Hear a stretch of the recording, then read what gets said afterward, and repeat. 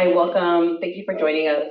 I'm gonna be a little over here because of the light. That's not too awkward. Hope folks on Zoom can see me. My name is Elisa. I use they, them, ella pronouns. I am an associate vice chancellor in our division of equity and inclusion for community engagement and transformative care.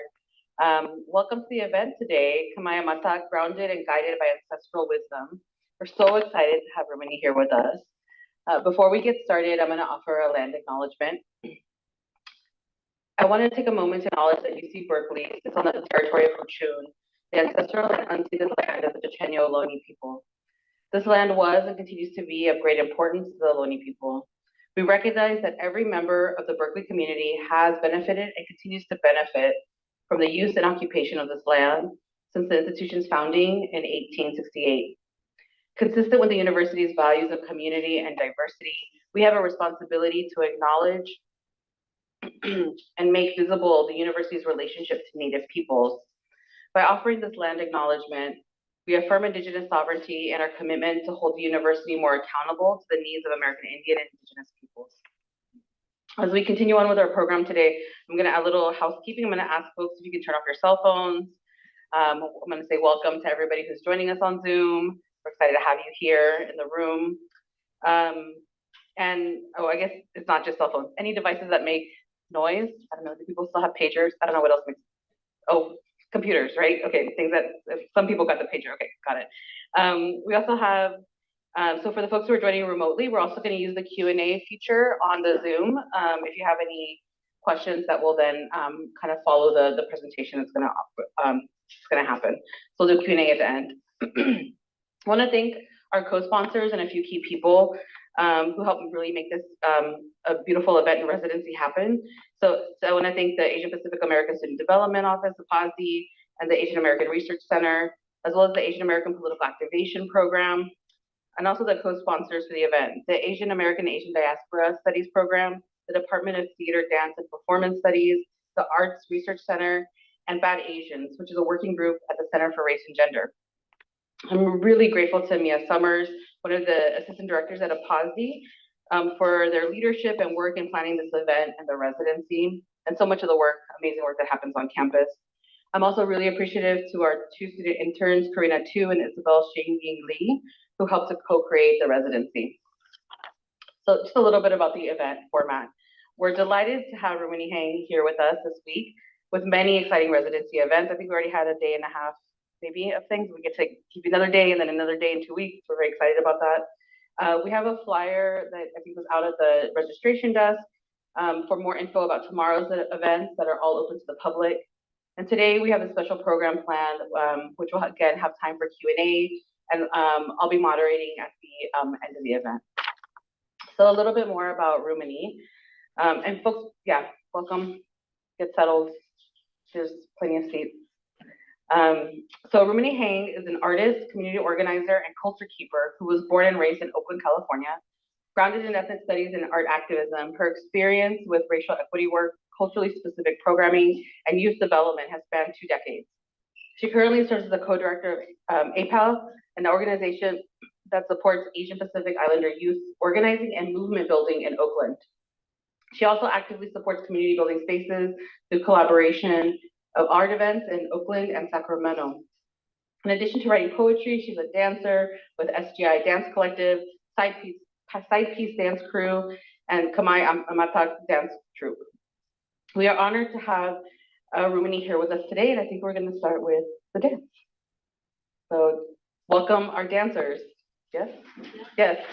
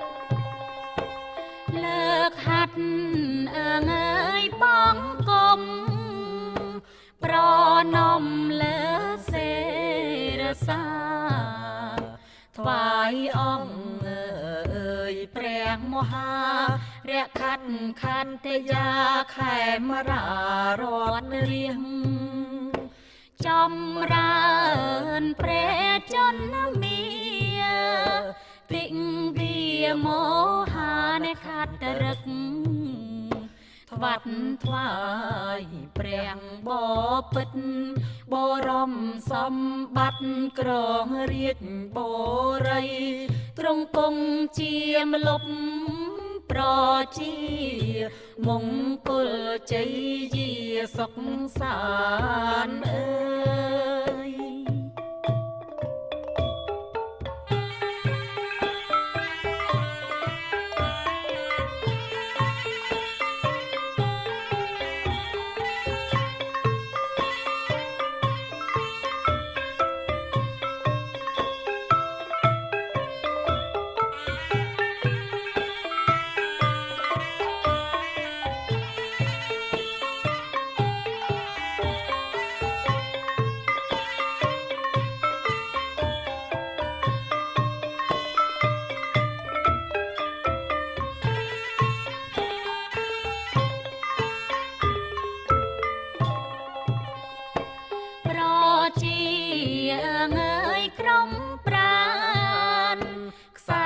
สานตามสมังดองหายเปรียงมหาสัตว์ขมายอัดเมียนริงเรดอยจัดแพงกระไดโอตึงสอบเทวดาเรียงสาเลพมแผ่นใดปรอเตียนปอใจเสรีสัวสไดองบานส้มองบารมัยปรองปรุงบรมสกขาดอราบ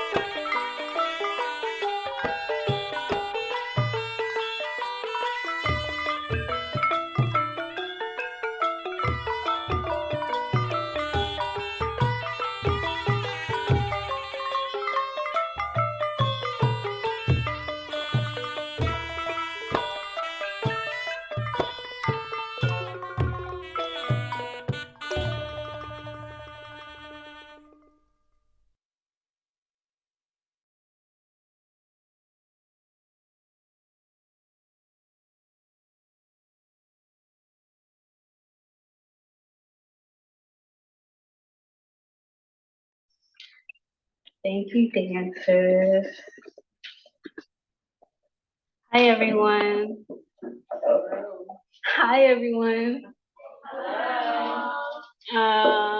Good evening. Thank you to the organizers of this residency. Thank you to the dancers for opening up this space. I feel really honored to have been asked to be this year's this fall's artist in residence. And thanks to everyone tuning in via Zoom. The dance that you just saw is a blessing, and at one point it was only performed for royalty. So this is a special treat. My name is Rhummanee Hang, and that's my bad that I didn't tell you the pronunciation of my last name. No, that's on me. You may have noticed in some communications that my last name is spelled in all caps. I noticed the surnames of some people presenting at conferences in Cambodia, which is Cambodia, and a couple of colonial powers later, it just morphed into Cambodia the way that we say it, right? So I saw the last names of people presenting this way also because sometimes people will put their last names first. And so this is a distinction that for people to let you know that this is your family name or not. For funsies, Cambodia is Kampuchea tonight because that's how it's actually said. Also for funsies, this is how we're spelling Khmer tonight. Usually you see it Khmer. That's a transliteration by the French. There is a letter that ends with an R sound, but you know, the spelling rules don't translate to English. Khmer is my people in our language. Amathak means forever. So forever Khmer. Khmae Amathak is also the name of the dance troupe that you just witnessed, bless this space. I'm grateful that they are able to help me talk about my work, and I'm looking forward to getting into what has informed my artistic and organizing journey with you all.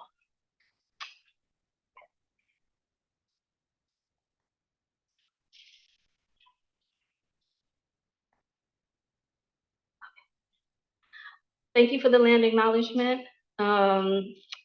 I just want to underscore the importance of understanding and knowing whose land we're on, and also recognizing and naming colonial behavior when we see it, whether it's here or in Chicago, in Palestine, or on Kampuchea's border right now. There's a few community norms. There's a lot much more that I could have added onto here, but this is generally what I'd be comfortable with tonight. If we're sharing, then if we're sharing with each other, then I as the standard, that's something that I borrow from you speaks. And really, any of this just helps keep the space respectful. It helps keep the space safe and sacred. There's rooms that I won't stay in. There's conversations that I'm not interested in engaging with because it doesn't feel safe or sacred to me personally, physically or energetically. So today's flow, we're gonna do a little bit of storytelling. I have some stories to share anyways. And then we're gonna mix it up with a little bit of poetry, and then some more dance so that we have a couple more performances. We're also leaning into cultural work as resistance and healing, and as well as ancestral wisdom, which guides my work. We're flowing in and out of these elements. And ancestors to me is the people who passed on before you. There's buzzwords and things right now that refer to young people as future ancestors or that we're raising ancestors. And I get it, but me personally, I don't want to put that on like my kid. I don't want to put the end on my kid. To me, future ancestors are the elders that I learned from.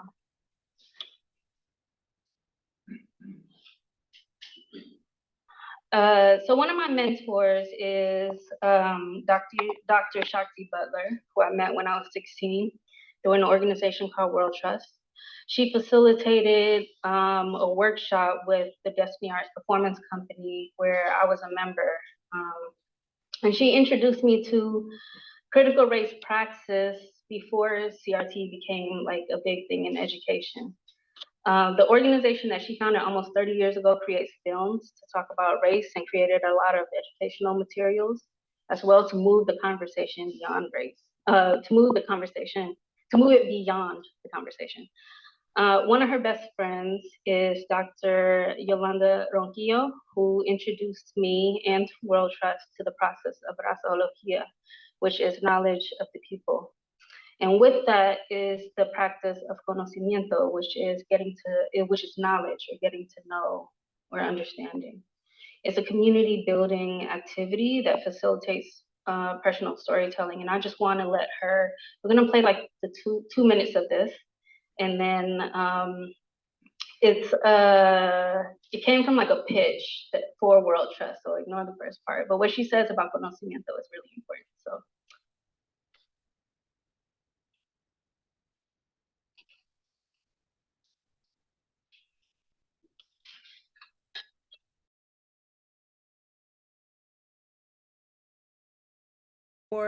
And I'm here to talk to you about World Trust and what I contribute to it, but also to talk to you about the importance of continuing to support this organization that with their films bring to life the issues that we're facing in terms of racism and inequities.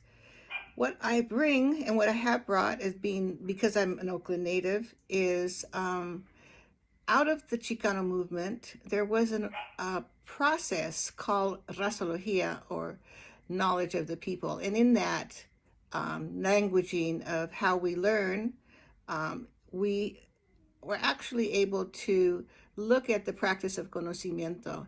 And this comes from this idea of eliciting from the people wisdom of their lived experience, comes from a long line of educators, but mostly Native people. Native people have always looked at teaching and learning as something that we learn together. And the Papago Nation, for example, looks at conocimiento, or knowledge, having knowledge of something, as the process of holding it in the light for us to look at together. Let's look at this issue that's before us together and see what we know from our lived experience that can make things better. So the process of conocimiento has been incorporated in World Trust from the very beginning. It's part of every board meeting. It's part of our learning modules. It's part of the way that we practice, because it's based on the belief that people have in their lived experience the wisdom that they need to move forward. So again, I'm here just to say, please support World Trust. Please. All good. I'm gonna talk about my name in a minute. This is a piece about it, actually, or a part of it. So I once used to feel I didn't belong, and my name singled me out. So I let go of something I didn't even understand for a while. I know now my identity is my story. My name is more than a Sanskrit Buddhist word. My name is more than a cultural marker. My name carries with it who I am, Khmae, Southeast Asian, American. My name is Rhumanee. So about me, I am co-director at AYPAL. We are an API youth movement building organization. We have paid internships for high school youth, which are over the course of the school year. And there's a summer training, like an intensive that happens to prepare them for the school year, where they get a bunch of skills on facilitation, a lot of political education, so that they are prepared to speak at a school board meeting, for example, or city council meeting, or organize people for some type of action. The two main programs that we have, the first is called SICA, Southeast Asian Youth Community in Action, and the other is VOICE, Voices of Oakland Youth for Community Empowerment. Voyage is a pilot site for PI youth. We haven't had that in a few years due to funding and the pandemic. It's on pause. But it is an intention that we have, like if and when we can grow, that is what we are looking to have again. We have a gardening program that is in East Oakland, in the East Lake District at Clinton Park. And then there's a textiles program that we're looking to build as well. So this photo is actually from this past summer's summer training, and we took our youth up to a farm in Lake County called Reimagination Farms.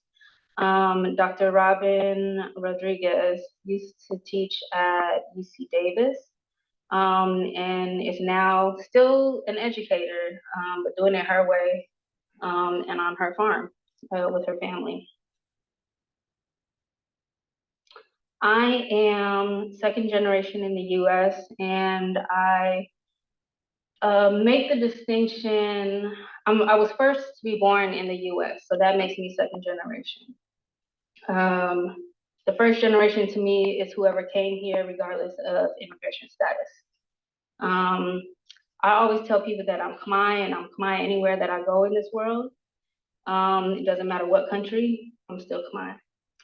I am Southeast Asian, or Southeast Asian American here. And when I say that, I mean very explicitly and specifically that I am of a refugee experience.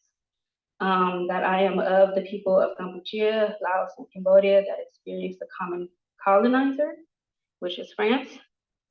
Got to switch that. Who had to find refuge because of the Vietnam War and the related wars, including secret bombings, the Khmer Rouge genocide or auto-genocide in this case, and the secret war.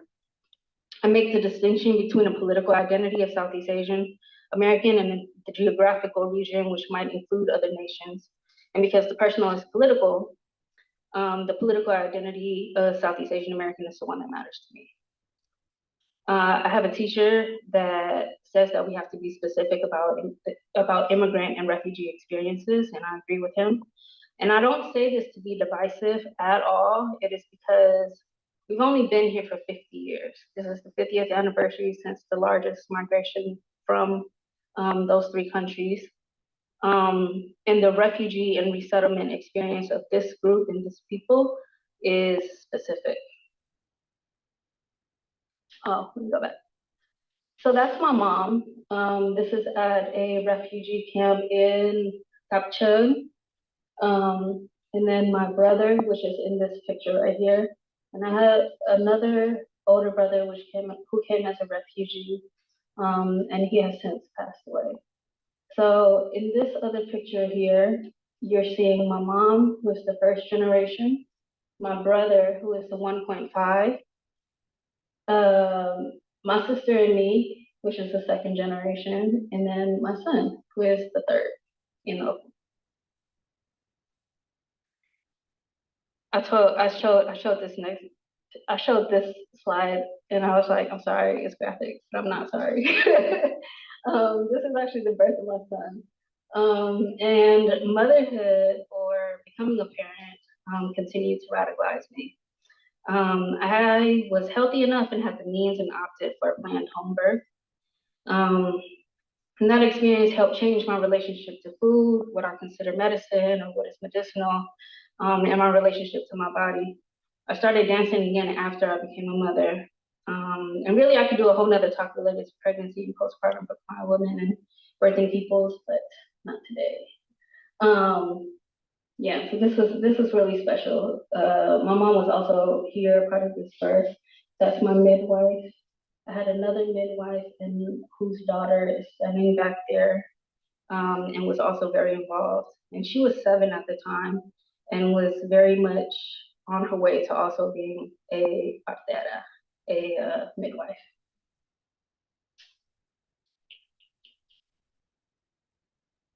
I'm an artist, and I mentioned, maybe I didn't mention, but the Destiny Arts Youth Performance Company was the beginning of my artistic and organizing journey. It was through the arts, it was through Destiny that got me actually into organizing. I couldn't call myself an organizer when I was like 13, 14, but it was definitely like a step towards it. So the Destiny Arts Center is a violence prevention center. When I first started going, I thought that I was just going there for dance and martial arts classes, and it wasn't the case because they have this whole mission built around violence prevention. And it was in this space where I got to actually start to put a name to the things that we were experiencing.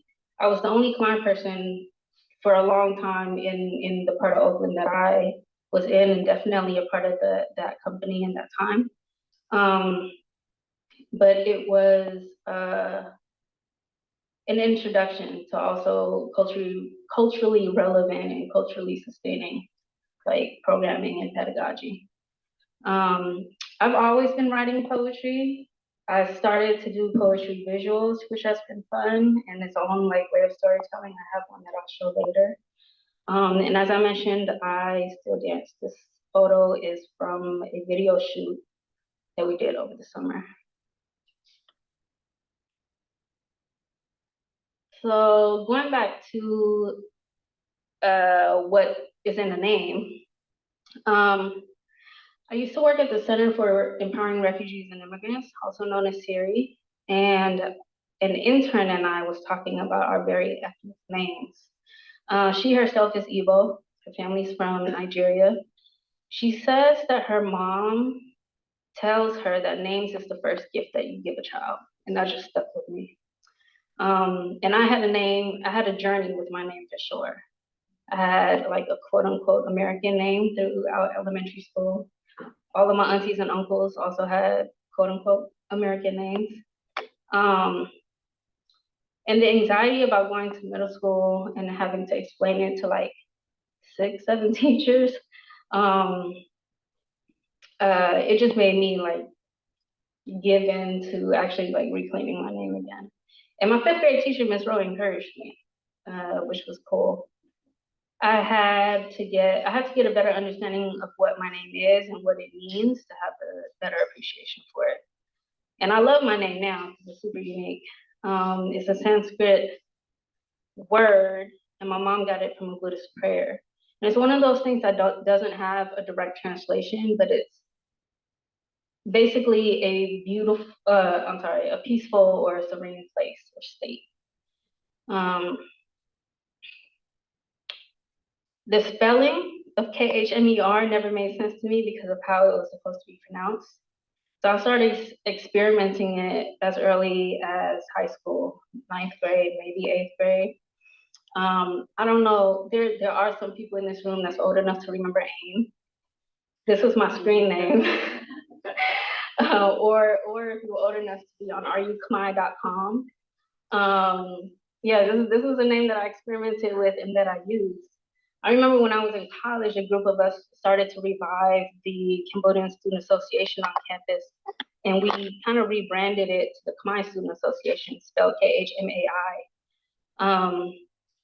And there were questions from somebody who was actually an advisor, a Southeast Asian woman, who was like, why are y'all spelling it like that? And I don't think that I had the words to actually be like, this is a transliteration of what we call ourselves. That's not how you say it. I didn't have the words for that.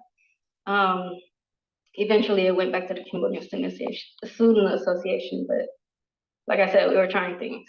And really, if I wanted to spell Khmer correctly, it would be Ka Chungmo Iro, right? But not everybody can read that, and I would have trouble as well. My identity is made up of these 3 elements. This is something that I pulled from an account called Nebana Khmer. And Pisa, which is language, is how you communicate. It's not just the words that you use, but the different, like the art also, for example, the storytelling. Ariyator is civilization, and it really means it's more about the quality of life and how you use it or how you live it. And Vapator means culture, which refers to growing and expanding the knowledge in my doctrine.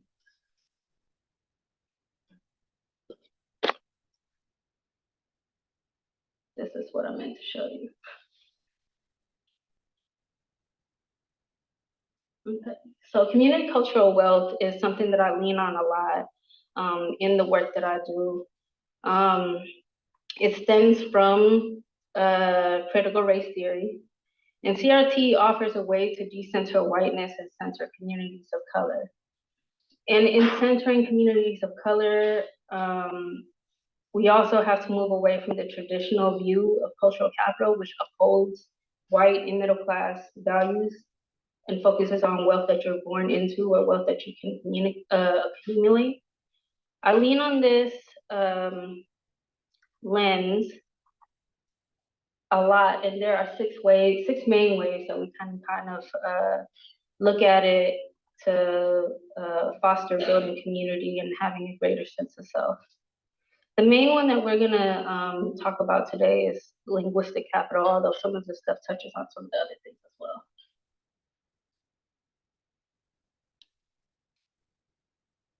I'm wondering if the dancers are ready, actually. Okay. They'll be back out, and we can start when they're ready, when they get on. But the dance style that you're seeing, or the type of dancer that you're seeing, is called an apsara. Apsara means dancer. They are Thevada, which means that they are celestial beings. They are not nymphs or fairies. I don't care what Wikipedia says. For real. They're not.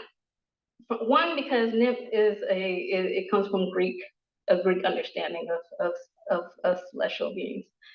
Fairies just sound mythical, and I'm like, these people were here, I think. If anything, they're angels.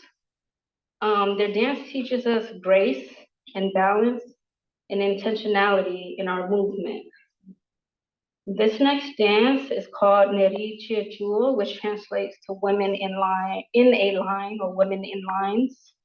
It's a dance that celebrates beauty and femininity and women as culture keepers who uplift Khmae Vapatoa, or Khmer culture.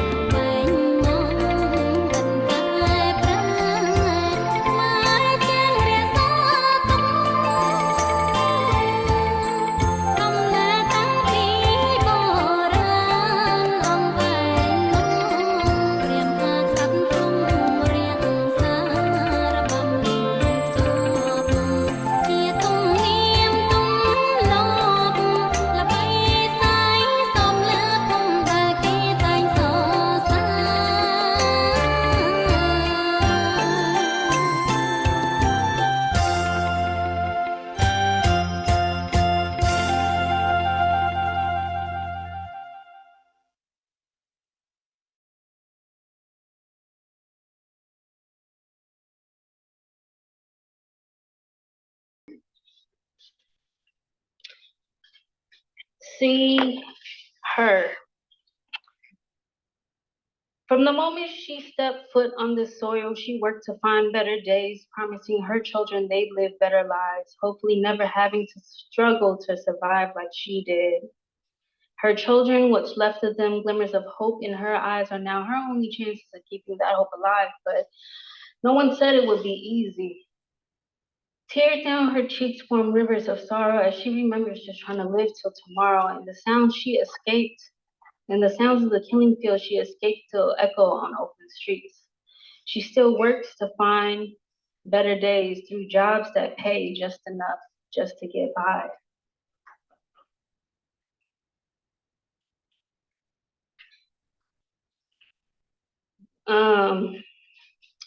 So trauma, when it comes to trauma, there's a lot. I mean, in 50 years, there's a lot that we have as a community are dealing with, right? There's still a lot of healing that needs to take place, and trauma really disrupts our knowledge of self. When it comes, language influences and informs civilization and culture, and it's not a mistake that it came first in Ivana Khmae's post. So my mom has always taught me to see others by using honorifics. Everyone is familial. You're either bong, or your om is auntie or uncle. It transcends gender. It's just a recognition that this auntie or uncle is older than your parent. What it teaches you is how you are in relationship to one another. It teaches you it teaches us anyways, how we respect each other. I have youth now who are third generation. And 10 years ago, for example, everyone called me Ming, which is auntie, or Bong, like older sister, older cousin. It's jarring now when I know that it's a Khmer youth in my space or a Cambodian youth in my space that comes through and they call me by my first name. I don't care. People got learning to do and whatnot. That's fine. I'm not super offended by it, but it is jarring because I know, like, come on now, I'm your auntie, or I'm your older sister or whatever. If your honorifics include E or Chai, you might want to ask some questions about the Chinese influence or lineage in your family, because there is a lot of that too. I had friends who found out that they were Chinese. They didn't have no idea. They just knew that their family was from Cambodia. And so they assumed that they were Khmer, which they are. But Khmer also can be and includes other ethnic groups. And Chinese people have been in Cambodia for 5 generations or so. Speak other languages if you have access to it, folks. English is not the standard and can't fully describe all of our experiences. And just try, especially if you're applying this space, just try. Khmer people are forgiving. They might laugh a little bit, but they're not laughing at you. They're just laughing with you through the process. And really, Khmer elders love to see it. We love to see you try. Paper genocide is a term that I was introduced to when it was an indigenous person that was talking about how they only have options to like check a box or be recognized by one nation or something like that, right? Which if you are if you have affiliation with other tribes, other ethnic groups, however folks are organized, there's a loss of it, at least on paper, that you can't claim that. On the flip side, it is these identities will get lost if you just wait for other people to name it for you. If you let other people, if you let other people name it for you, that they can get lost. I had a youth who I thought was Khmer, and it was through a cooking and storytelling program in this like Southeast Asian young women's space. So the idea of the program is that the guest cook, which is somebody who's usually like mom or auntie, somebody that raised them, will come into the space and teach them a cultural dish or a dish that is significant for the refugee or their cultural experience. And at the end of it, when we're breaking bread together, they would share their story of either the refugee experience or the resettlement experience. And one of the moms that came into the space said that they are Korat. And then the way that she described it, she was like, it's like a mix of Thai and Cambodian. These are her words. But it's not. I looked it up and I asked around. It's actually a whole other indigenous ethnic group. And so when you don't claim that or you talk about it passively in this way, that's how we can also lose a lot of these ethnic groups. Like I said, if you wait for other people to name it for you, then it'll get lost. My son, Narat, has Khmer ancestors, and Khmer is another ethnic group that can be found in that region. You're not going to find it on any check. You can't find it on a checkbox. It just, that's not what we're fighting for. We don't need more checkboxes. We have it because we think that it's a way to help us, but that's not the goal, right? I had another youth who came to me once and was like, you know, I'm not Mian, right? And she had always claimed that she was mixed race Mian and Vietnamese. She said, you know, I'm not Mian. I'm actually Khmu in Vietnamese. Then she's told me a story about her mom, a Khmu woman, was adopted by her Mian grandmother. So when the families was spread apart, you didn't know where anybody was, sometimes that would happen where people would adopt other people into their family so that they can get to some type of safety. And this is that case in Laos, where this Mian grandmother took in this Khmu girl, and so that was her experience. And so it's just so interesting when we don't that these are, it happens more often than not, but we don't hear those stories. Opportunities is another way, or trauma disrupts certain opportunities. So Khmer people are matrilineal. It doesn't mean that we're not subject to patriarchy like other people, like everyone else, but the practices that came before colonization and Chinese exploration placed a high value on having daughters. You see it through marriage customs, where some people pay a dowry for your families to take in, like the daughter or the wife. For Khmer people, you gain a son, like in a cishet marriage. For Khmer people, you gain a son, and not only that, like it's the groom's family that actually pays for you to actually to come into that family. It's one of the things. Last names and naming practices, like you don't take your father's last name. It's kind of arbitrary because at one point they didn't even have last names.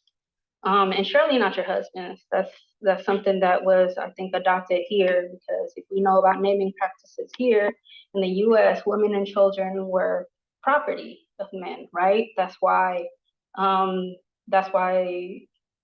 children and wives ended up having the last names of the father. Khmer women also was inherited the land. Because like I said, you're not leaving anywhere. You're not leaving your family. You're gaining somebody else into it. And Khmer women have the responsibility to steward it and provide a foundation for the family and the community that you're building. And it's empowering for me to learn that and to be encouraged to like have your own things. That didn't get to happen. I didn't get to inherit anything because of the wars. That I sought to do on my own now that we're here. So I did.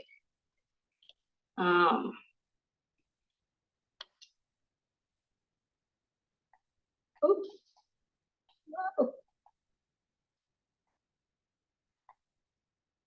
Okay. I did a very grown-up thing a couple of years ago, and I was inspired by the fact that women did inherit the land as part of my Khmer woman journey.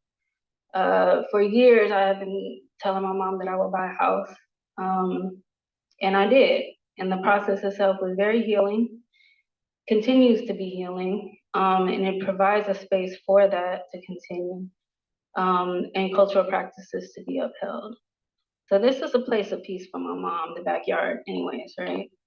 It's good for her body, good for her heart. We also get back to being able to feed ourselves. We rebuild that relationship with the earth, remembering what our ancestors have done for generations, and how to take care of ourselves. This is my mom harvesting some kaffir lime leaves. That's her behind a patch of lemongrass. These are things that are medicinal and stuff that we use every day that we have access to now. And then she grew a peach tree from seed, which we harvested. This was last weekend. This was last weekend when we went over there and did that. It took like 5 years. She put it into, I think it started out in a pot. At some point, Siri, where I used to work, had a community garden where she actually put it into the ground. And then when she found out, oh, we moved to Sacramento, she dug it up, and then she was like, she dug it up. She was like, I hope it survives. I'm like, I hope so too. And then it did, because it started to fruit this year. Very cool.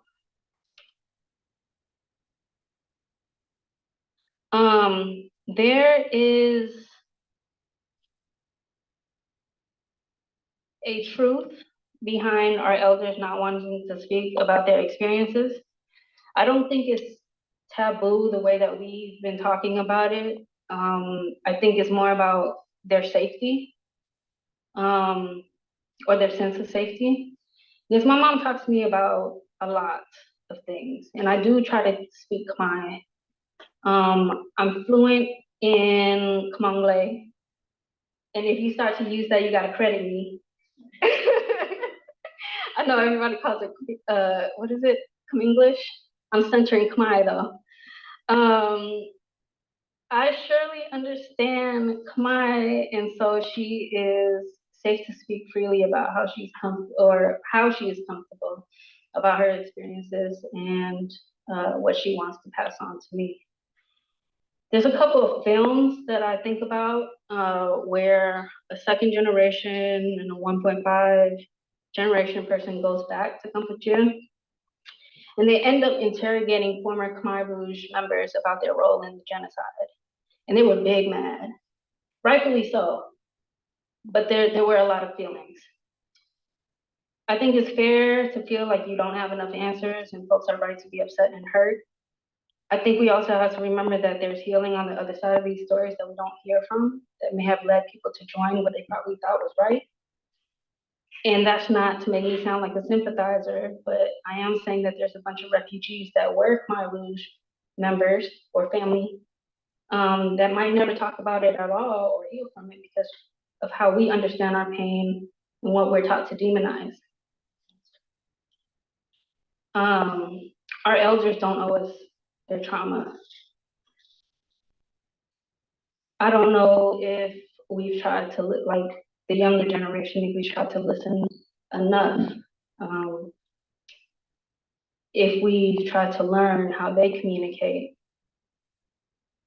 We like to talk about love languages, for example, and do we give like all the different types the same weight?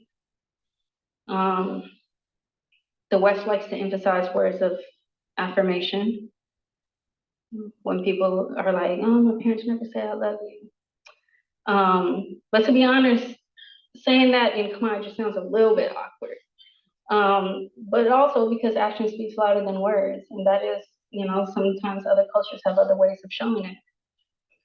I want to share this piece with you that I wrote through the pandemic, with an activity that I think a lot of people started hiking just to get outside. But one day I was like, let me turn on the camera.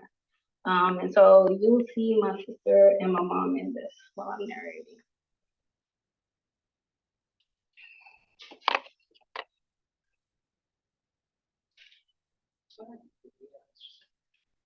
It's a video.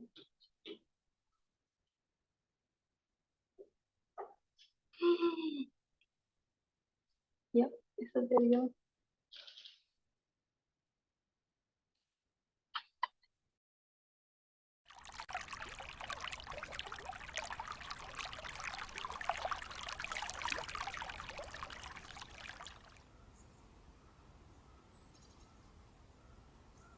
Khmae is almost 70, and all she wants to do is be outdoors and in nature.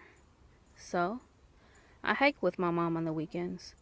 Crisp air, hills, ocean views, or smells of salt water provide a backdrop to stories of before.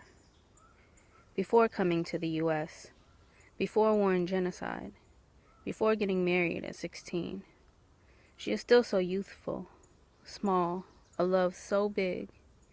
Each week a different trail, a new view of Oakland, of the bay, listening to feet gently sinking into damp earth or scrunching dirt and gravel. As we walk, she talks. I'm listening to lessons in parenting and what her village upbringing was like, or medicinal properties of certain plants and food. And then there are the stories of first arriving in Oakland with my surviving siblings living in a small apartment with 12 plus people on East 12th, or sleeping with a knife under her pillow because living on Grove Street mid-crack epidemic is wild. I'm listening to how she felt when my refugee brother was almost deported, and I'm noticing all the areas of compounded trauma, wondering how her healing could even happen after losing 3 kids and her husband. When the same country that dropped bombs on Cambodia wants to send my family back, when she believed in the land of opportunity only to be met with lack, and resettling in a country whose whole existence is anti-black, she escaped war and genocide only to be met with war and genocide in these streets. She seems to be holding it together. How do these things, some I never experienced firsthand, affect me so deeply? She seems to be holding it together, but she needs these walks like I need these walks. She needs to talk, and so I listen for wisdom and history and hope and how to cope and resiliency I never found in classroom textbooks. I honor this medicine.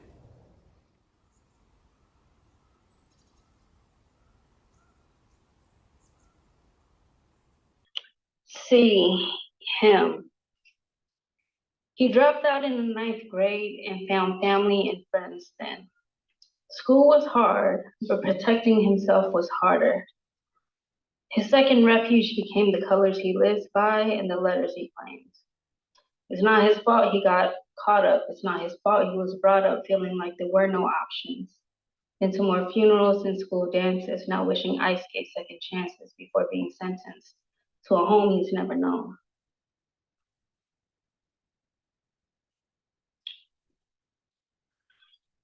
So, not even a week before this photo was taken, I was in Khmae, Cambodia, with my family. When I got a call from my brother telling me that he got a letter from ICE telling him that he had to turn himself in. This was 12 years after his conviction, after he had already served his jail time for a drug-related crime. That same day that we were in Siem Reap, we were about to go to Angkor Wat. My brother said not to say anything, so I was sitting on it for like a day and a half, not really sure what to do. But I remember after that call, I went upstairs to get my wallet. And when I got my wallet, I got what I needed to get out of the room. And when I was coming back to the elevator, there was this hallway that we were, of the hotel that we were staying in, had windows like all along the top half of the, like half of it was windows. One of them was open, a couple of them was open. There was this bird that came through and perched itself on the windowsill, and then it came into the hallway actually. And then it went past me where I was at the elevator, and it just smacked into this like floor to ceiling window that I saw, and I was pretty scared. One, because I was like, an animal. I didn't know what it would do if I had gotten closer. And so I just kind of watched it for a little bit to see if it was even moving. The next thing I knew, I saw this other bird come in right behind it the same way, down the hallway past me, and I really thought that it was gonna smack into that window again. It actually went to the other bird. And then both of them just got up, and then it flew out the open door that was there. I'm not saying it was symbolic of my brother and me. I don't think that's what it was. I think it was just some weird freak accident, but seeing how the bird came from behind to help and they both got out safely felt like a sign anyways. It was a reminder, at least, that no matter what happened, that we'll help each other, we'll be okay. So this meeting happened a week after. My brother wasn't the only one that got a letter. There was a client at Siri whose nephew also got a letter. There was another staff person whose uncle also got a letter. So our community, what we were experiencing was a raid in Oakland. And there were several other people in Oakland and in San Francisco that got these letters. I remember that there were elders in this room who have experienced the loss of a loved one to deportation. And even though they didn't know the folks that were getting picked up this time, they pretty much said it's affecting my friend or it happened to me, and that's enough for me to get involved.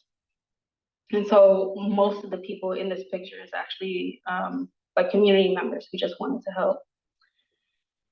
So that spring and summer, through that campaign, we were able to keep maybe about 11 individuals home. They either received a pardon, they got the conviction vacated, or we were just able to buy them a little bit more time for their case. But that time was really significant because it really showed me the intergenerational organizing that was happening, that was unfolding. The wisdom of the elders and the people affected, who lended their stories and themselves personally to like showing up at these meetings or at these actions. They would come like by the bus full to like Sacramento, for example, or to San Francisco at the ICE building. And it really started something really special in the Bay, I think. This is part of, this is a campaign that continues to, or not a campaign, an issue that continues to affect this community this way, which is also why I'm specific about talking about Southeast Asians, because these people came as refugees. Like you let them into this country because you bombed us, you know? But either way, it's happening again, to more than just the Khmer community, more than just the Southeast Asian. I mean, it's always been happening, but it's kind of a dire situation now, right? And this is where we also find and remember that there is solidarity amongst our different groups as well, even if you're not Southeast Asian. And I'm coming to the end of this piece, or this evening right now, because I want to wait for any questions that you might all have. But I did just want to highlight this as something that we, as a community, are continuing to work on. And then offer some resources for some of the things that I talked about. I wanted to highlight a partial list of some resources that I think would be useful to look into that touches on some of the themes that I brought up. So APSC, Asian Prisoner Support Committee, directly supports API prisoners to raise awareness about the growing number of APIs being imprisoned, detained, and deported. Oops. And then New Light Wellness is a project that was born from the Center for Empowering Refugees and Immigrants during that campaign, during that Pardon Refugees campaign. New Light Wellness has since become its own organization and continues to serve impacted individuals and families deported and living in Khmae or Kampuchea. The QR code is for the 2025 Pardon Refugees campaign. Healing Out Loud, or at Healing Out Loud, is an Instagram account and a wonderful resource for Southeast Asian American history, culture, and identity, especially for the Lao diaspora. But they have a very keen understanding of the Southeast Asian American experience and the political context around it. Nibbana Khmae is something that is an account that I mentioned earlier, and offers a wealth of knowledge pertaining to Theravada Buddhism, the spiritual path of most Khmer Cambodian people. And then All Things Cambodian is great for understanding a lot of aspects of Khmer culture. Ryan Sam, the educator and curator of that account, documents a lot of things related to Khmer culture, as well as being Khmer Kapchun, which is Chinese Cambodian or Chinese mixed Khmer.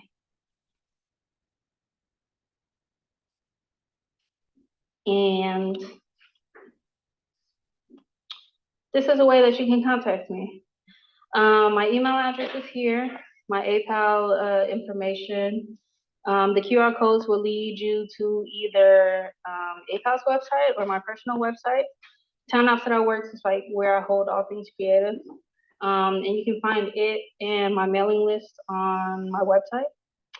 I am Rhumanee on all social platforms. And these are the only places where I'm currently active.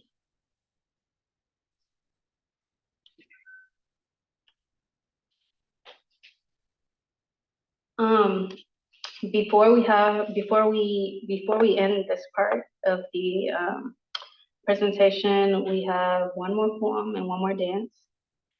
I have a poem called For My People, which was inspired by the dedication in Saul Williams's The Dead MC Scrolls.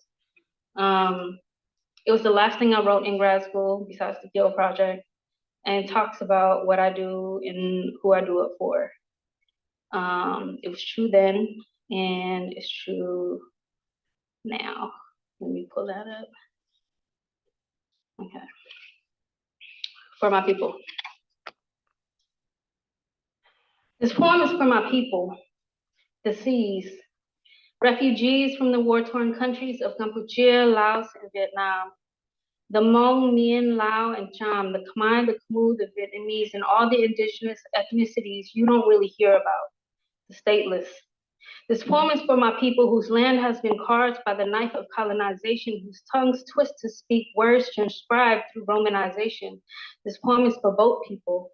This poem is for brave people who had to leave home. This poem is for Oak Park, Grove Street, the Villes. This poem is for North Oakland before the gentrification. This poem is for refugee children. We were the originators of Asian fusion, like KFC and steamed rice, like stir-fried sausage links, like rooster sauce on everything. This poem is for the dearly deported, born foreign and yet torn a strange homeland, for refugees that served prison sentences, then got sentenced to banishment. This poem is for the locked up. This poem is for the caught up, the locked up, the roses in concrete, the lotuses rising. This poem is for those who found refuge in hip hop. Even if we look different, we have the same drum rhythm to keep the ciphers going, to keep the people going. This poem is for the rockers, the writers, the MCs, the DJs, the ones formerly silent, the ones thought of inherently violent. Call it a gang, call it a crew. All my people knew is that we needed space to be, so we created it. This poem is for model minority myth propaganda, for proponents of divide and conquer. This poem is for those who don't believe the lies. This poem is for those thinking UC Davis is 40% Asian, so we must have made it. This poem is for the 60% of Cambodians and Laotians in the US who don't even make it out of high school. This poem is for child translators. Yes, it is a heavy load to carry, and no, other kids don't have to do it, but just know you are important, you are valued, and your family thanks you. This poem is for the elders who talk story, passing on oral histories, her stories that teach and inspire. This poem is for you to see me. This poem is for visibility. This poem is for solidarity. And if you feel me or anything I just named, if you're an ally, parallels, or experience the same, then this poem is for you too.